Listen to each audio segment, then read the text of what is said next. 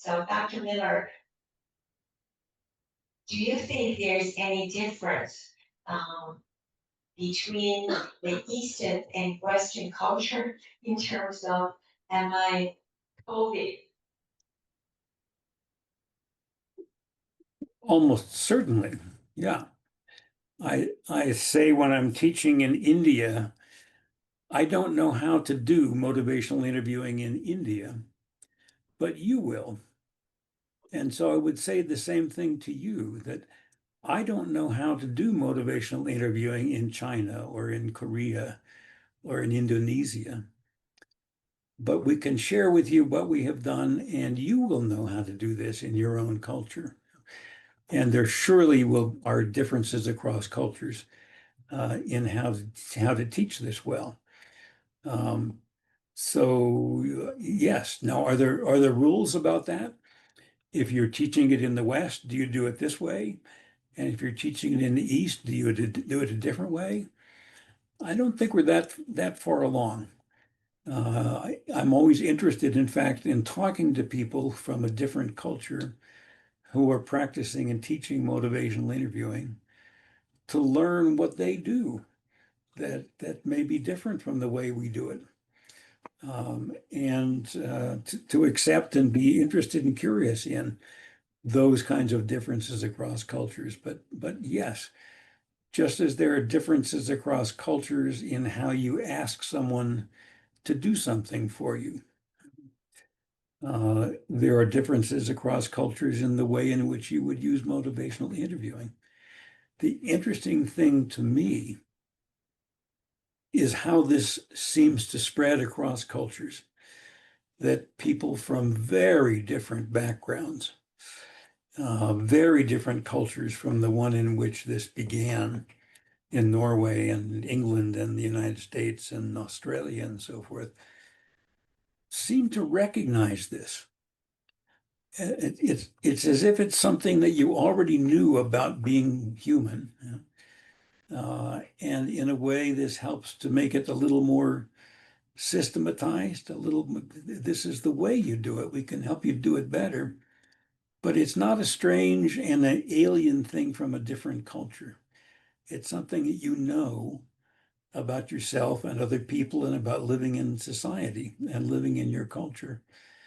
And the fact that this has spread and landed in so many different cultures and languages is amazing to me. It's beyond anything that Steve Rolnick and I imagined in the beginning.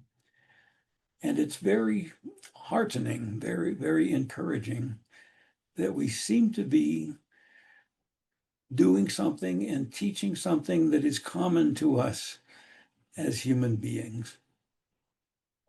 So that is one of the reasons why the motivational interview is widely accepted across different cultures and different fields or areas of professional. By the way, something interesting I just wanted to add here. The Chinese translation for interview, it's like the word song, song. It's like on the left-hand side is language, on the right-hand side is direction. So language or conversation with direction, that's one of the Chinese words for interview. Am I making sense? Well, yes, you are. And translation is an amazing skill itself. And it's not looking up the words and finding the same words in your own dictionary, you know. It's understanding the method, understanding the meaning, understanding the attitude behind it, and then figuring out how to say that in your own language and your own culture. And that's very different from literal translation. I chose the word interview because in English, it's power neutral. You don't know which person is more powerful when they're having an interview. It could be that the person with the power is an employer who's going to decide who to hire And so they're interviewing potential students or employees or whatever. But also, when I was a college student, I was interviewing famous psychology visitors to campus. And they were definitely in the power seat. I was not. But my job was the same, to understand them, to understand what it is that they had to teach. And so in English, that's the right word. If you look up the equivalent of interview in your dictionary, it may not be the right word.